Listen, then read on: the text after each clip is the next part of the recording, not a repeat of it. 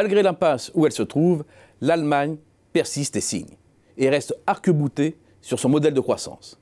Un modèle mercantiliste et archi-excédentaire qui tire sa force d'une industrie ultra compétitive grâce à un coût du travail strictement encadré, dont le corollaire est une demande domestique corsetée et l'accumulation de créances vis-à-vis de l'extérieur. Or, ce modèle bas de l'aile n'est absolument pas remis en cause.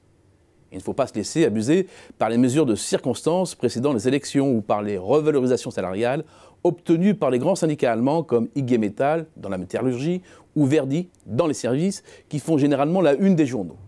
La hausse communiquée est généralement étalée sur plusieurs années et le chiffre cumulé impressionne toujours, mais déçoit quand il est annualisé. 2. Cela concerne de moins en moins de salariés. Seul 1 sur 2 est désormais couvert par un accord de branche ou d'entreprise. Un chiffre en recul de 19 points ces 19 dernières années. Finalement, selon une étude de la fondation Hans Böckler, un actif sur 8, soit 4 millions de personnes, vivent dans la précarité des petits boulots depuis des années et manquent de protection sociale.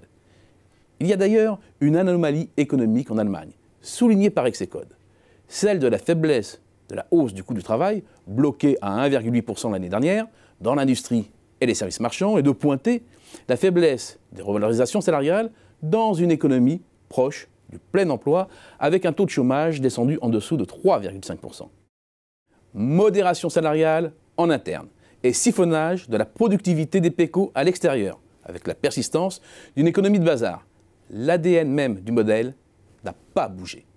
Or, pour que ce modèle puisse donner tout son rendement, il faut que le cycle manufacturier mondial soit dynamique. Or, ce n'est plus le cas. La croissance manufacturière se dérobe et décélère nettement depuis ses derniers pics. Le plus inquiétant, c'est que ce sont les biens d'équipement et l'automobile qui sont au cœur de ce décrochage. Deux secteurs d'activité particulièrement importants en termes de dynamique industrielle en Allemagne. Les déboires de l'automobile est emblématique de la double impasse du modèle allemand.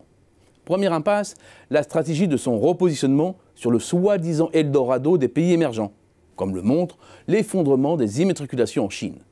Ce n'est pas un simple accident conjoncturel, mais la marque des difficultés pour les pays émergents à continuer à faire monter une nouvelle classe moyenne. La seconde, c'est celle d'un pays qui se fait déborder et a sous-estimé la concurrence sur le plan technologique, comme celui de la vitesse de montée en gamme.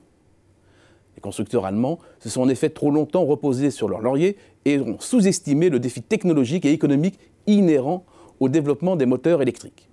La réglementation européenne en matière d'émissions de CO2 des voitures neuves accélère le passage pour de nombreux modèles à l'électrique ou à l'hybride. Et le nerf de la guerre, c'est la batterie, qui est devenue l'enjeu majeur de la captation de la valeur dans ce secteur. Or, en ce domaine, l'Allemagne est un nain. L'Asie, emmenée par la Chine, se place en tête et même la France est un cran au-dessus. Mais il faut aussi intégrer dans l'équation l'amoncellement des créances douteuses des banques allemandes, signe que les excédents ont été placés parfois de façon hasardeuse et font de moins en moins office de matelas de sécurité. En arrière-plan, il y a l'échec de l'industrie bancaire allemande. Le rapprochement de la Deutsche Bank et la Commerzbank, c'est le mariage de deux canards boiteux, plus concurrents que complémentaires. Difficile de présenter cette opération comme une stratégie offensive.